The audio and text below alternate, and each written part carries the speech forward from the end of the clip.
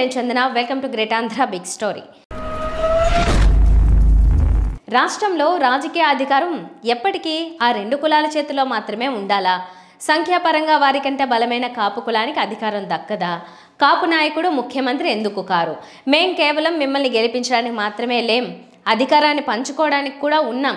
ఇలాంటి నినాదాలు కాపు వర్గాల నుంచి, కాపు నాయకుల నుంచి అనేక మార్లు మనకు వినిపిస్తూ ఉంటాయి. అయితే సింహాసనాన్ని అధిష్ఠించడానికి కాంక్ష ఒక్కటి ఉంటే సరిపోతుందా? దానికి ఒక వ్యూహం, దానిని అనుసరించడంలో ఒక క్రమ పద్ధతి అవసరం లేదా? ఆంధ్రప్రదేశ్ రాష్ట్రంలో కాపులు నిజంగానే సంఖ్యాపరంగా ఒక పెద్ద కులంగా ఉన్నప్పటికీ, ఆ కులంలో కూడా బోలెడ మంది సంపన్నులు, ప్రభావశీలమైన వ్యక్తులు ఉన్నప్పటికీ అధికారం చేజిక్కించుకోవడం వారికి చేత కావడం లేదు. కర్ణుడి చావుకు కారణాలు ఆరే అయినా ఇందుకు కారణాలు మాత్రం అనేకం. ఆ ధోరణుల మీదనే ఈ వారం బిగ్ స్టోరీ. కాపులకు రాజ్యాధికారం అందని ద్రాక్షే. రాజకీయ అధికారం కులాల దామాషాలో దక్కుతూ ఉండాలా, లేదా అధికారంలోకి వచ్చిన వారు తమ తమ కులాలను మర్చిపోయి ప్రజలందరి సమాన వికాసం కోసం, అభివృద్ధి కోసం పనిచేస్తూ ఉండాలా? ఇలాంటి చర్చను సంధించినప్పుడు 100% ప్రతి ఒక్కరూ కూడా రెండవ ఆప్షన్ కు జై కొడతారు. అధికారంలోకి వచ్చిన వాళ్ళు తమ తమ కులాలను మర్చిపోయి సమాజ సంక్షేమానికి పనిచేయాలని అంటారు. కానీ ప్రతి విషయం కూడా ఇందుకు విరుద్ధంగానే జరుగుతూ ఉంటుంది. రెండవ ఆప్షన్ను ఎంచుకున్న వారందరూ కూడా సందర్భం వచ్చినప్పుడు తమ తమ కులాలకు ప్రాధాన్యం దక్కటం లేదంటూ ఆవేదన చెందుతూ ఉంటారు.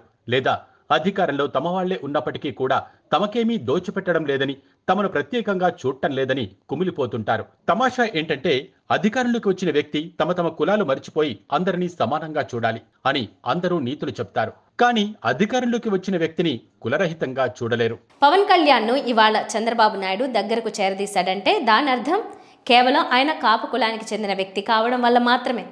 నేను విశ్వమానవుడిని, నాకు కులము మతము ఏవి అంటవు అని పవన్ కళ్యాణ్ పంచ డైలాగులు చెబుతూ ఉండవచ్చు కాక, కానీ కేవలం కాపు కావడం వల్ల మాత్రమే ఆయనకు ప్రాధాన్యం దక్కుతోందని ఆయనకు కూడా తెలుసు.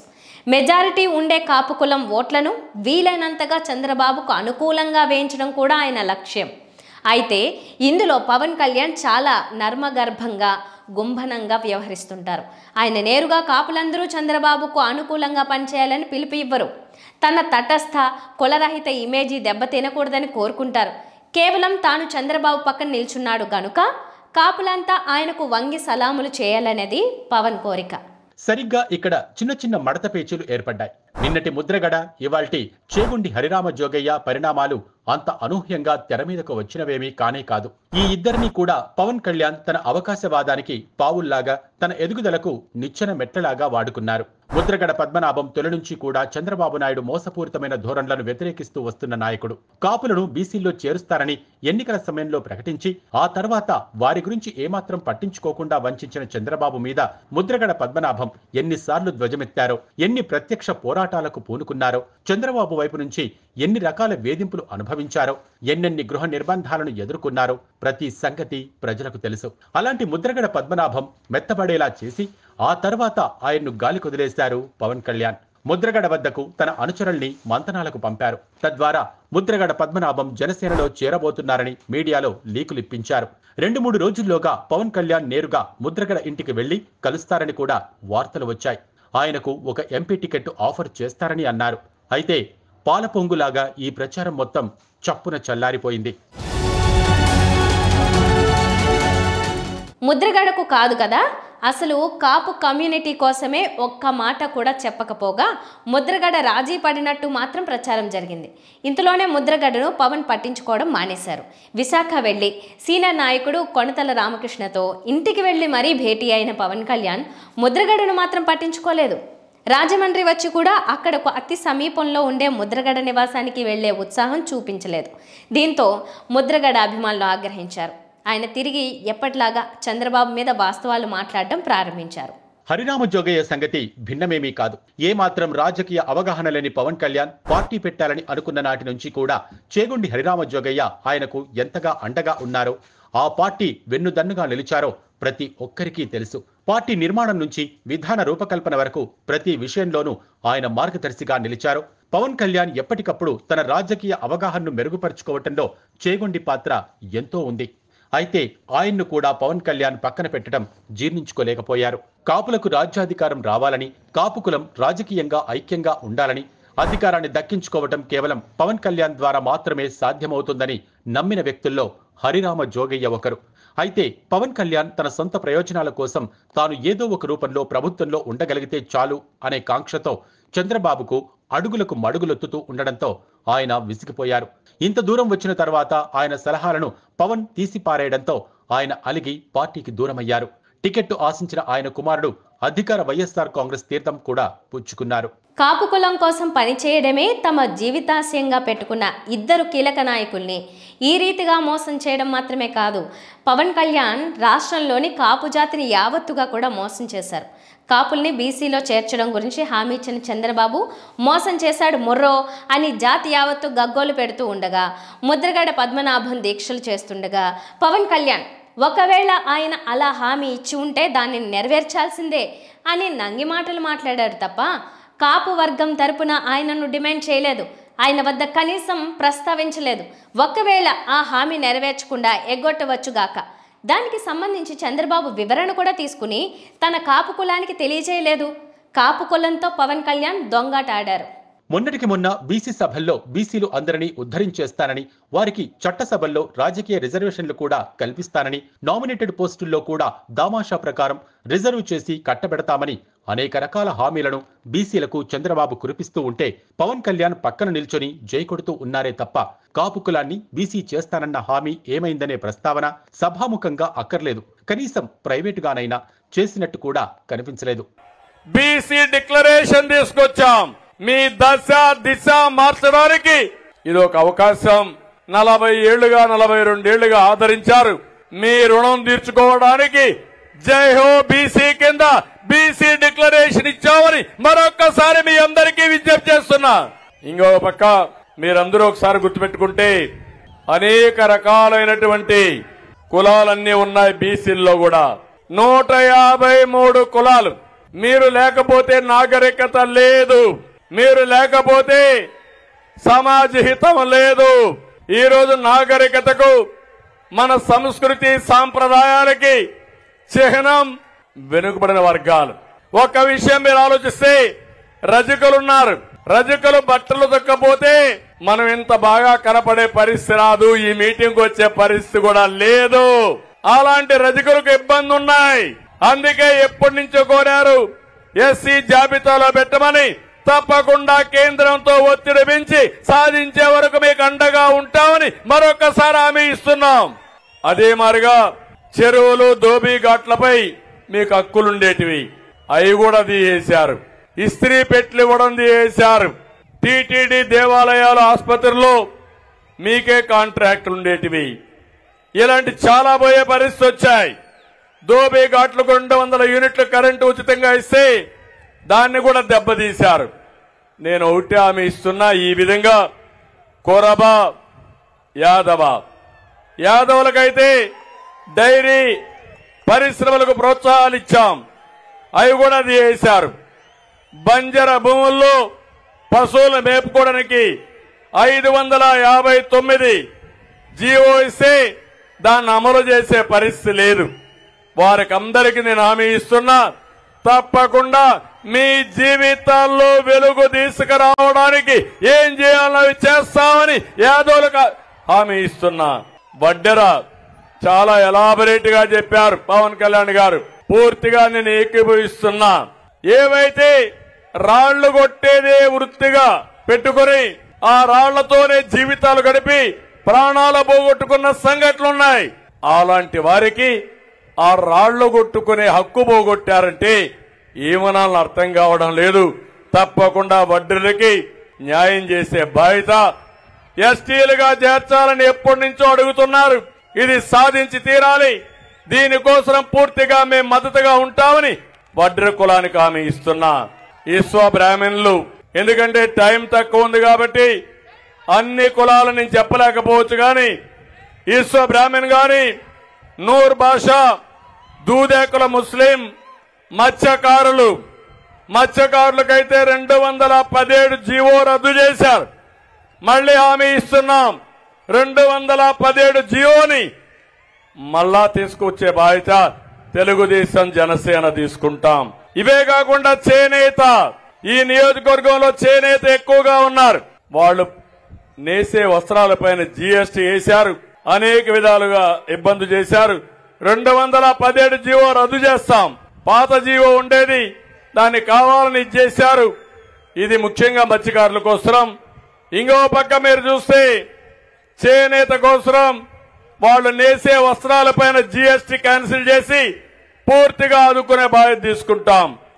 నాయి బ్రాహ్మణ్ గాని, కుమ్మర, మేదరి, గీత కార్మికులు, వాల్మీకి బోయ, అరటిక, ఎంబీసీ, పాల ఏకిరి, నగరాలు, కృష్ణ బలిజ, పూసల, దాసరి, అదేవిధంగా బొందిలి, తూర్పు కాపు, నాగవంశం, గాండ్ల, తెలుకుల, పెరిక, ముదిరాజ్, భట్రాజు, సగర, కళింగ కోమటి, కళింగ వైశ్య, పొందర, కోరాకుల, పాల ఏకిరి, జంగం, రెడ్డిక, అయ్యారక, కొప్పుల వెలమ, గవర, కుంచటి, ఒక్కలిగ, అగముడి మొదలయార్, శిష్ట కరణం, చాత్తాడ శ్రీ వైష్ణవ, వీర శైవ లింగాయత్, సూర్య బలిజ, అతిరస, వన్యకుల క్షత్రియ.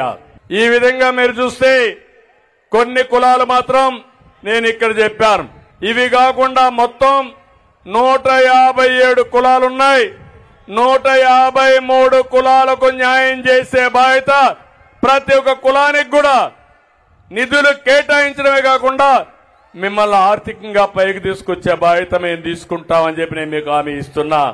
ఒకవైపు రాష్ట్రంలోని కాపు యువత దాదాపుగా కాపులందరూ పవన్ కళ్యాణ్ తమవాడు అనుకుంటూ ఉంటారు. కానీ ఆయన తన అవకాశవాదాన్ని, వంచన పర్వాన్ని ఇలా నిరంతరాయంగా కొనసాగిస్తూ ఉంటాడు. ఇక ఆ కులం ఎప్పటికి బాగుపడుతుంది? వారు రాజ్యాధికారాన్ని దక్కించుకోవటం అనేది సాధ్యమవుతుందా అనేవి ఆ కులంలో ఆలోచనా పరుల్ని వేధిస్తున్న సందేహాలు. కాపు వర్గం చంద్రబాబు నాయుడును ఎందుకు నమ్మాలి? ఎందుకు ఆయనకు మద్దతుగా నిలవాలి? ఈ ప్రశ్నలకు తెలుగుదేశం నాయకుల వద్ద కానీ, కనీసం పవన్ కళ్యాణ్ ఆయన వంది మాగదుల వద్ద కానీ సరైన సమాధానం ఉందా? పవన్ కళ్యాణ్ ఇప్పుడు తనతో పొత్తు బంధంలోకి తీసుకున్నాడు గనుక రేపు నిజంగానే ఆ కూటమి గెలిస్తే పవన్కు ఒక మంత్రి పదవి కూడా ఇస్తారు గనుక ఇక రాష్ట్రంలోని కాపులకు తాము చేయాల్సింది ఏమీ లేదు అని చంద్రబాబు నాయుడు భావిస్తున్నట్టుగా కనిపిస్తోంది. కాపులను బీసీలో చేరుస్తానని చెప్పి మాట తప్పిన వైనం గురించి ఆయన మాట మాత్రంగా కూడా ప్రస్తావించడం లేదు. కాపు ఓట్లు ఎక్కడికి పోతాయిలే అని టేక్ ఇట్ గ్రాంటెడ్గా తీసుకున్నట్టుగా కనిపిస్తోంది. కనీసం సారీ కూడా చెప్పలేదు. బీసీలుగా మార్చడం అనేది సాధ్యం కాదని ఆయన ఇప్పుడు భావిస్తుంటే గనుక ఆ వర్గం అభ్యున్నతి కోసం కొత్తగా ఏం చేయదలుచుకున్నారో కొన్ని ఆలోచనలనైనా పంచుకుని ఉండటం అవసరం. కానీ చంద్రబాబు తరపు నుంచి అలాంటి ప్రయత్నం ఇప్పటిదాకా జరగలేదు.